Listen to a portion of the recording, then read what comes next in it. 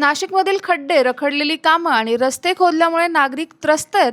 Simhastha Kumbh Mela, gas pipeline आणि केबलच्या कामांसाठी अनेक रस्ते खोदण्यात आलेत.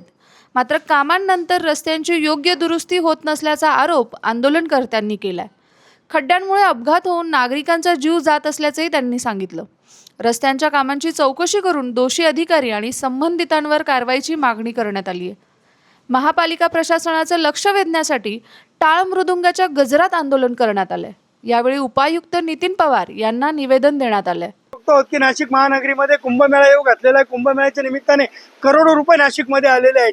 परंतु चारी बाजूला आपण जर बघितलं असेल तर केवळ आणि केवळ कुंभमेळ्याच्या नावाखाली रस्ते खोदून ठेवलेले आहेत, ज्यामध्ये सुमारे 9 जणांचे बळी गेलेले आहेत.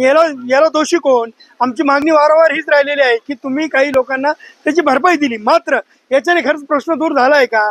आज किती रस्त्यांचे खड्डे आज आपण जर बघितलं असेल तर ज्या कॉन्ट्रॅक्टरने ते रस्ते खोदलेले आहेत त्यांनी केवळ स्टार रेटिंगसाठी, आणि माझा असा त्यांच्यावर आरोप आहे की निविदा पुन्हा वाढवून घेण्यासाठी त्यांनी सदरील रस्त्यांचे कामं बंद पाडलेले आहेत. केवळ आणि केवळ सांगतात की आम्हाला परवडत नाहीत. मग एकीकडे रस्ते का खोदून ठेवले? या खोदून ठेवलेल्या रस्त्यांमध्ये अनेकांचा जीव गेला. याला दोषी कोण?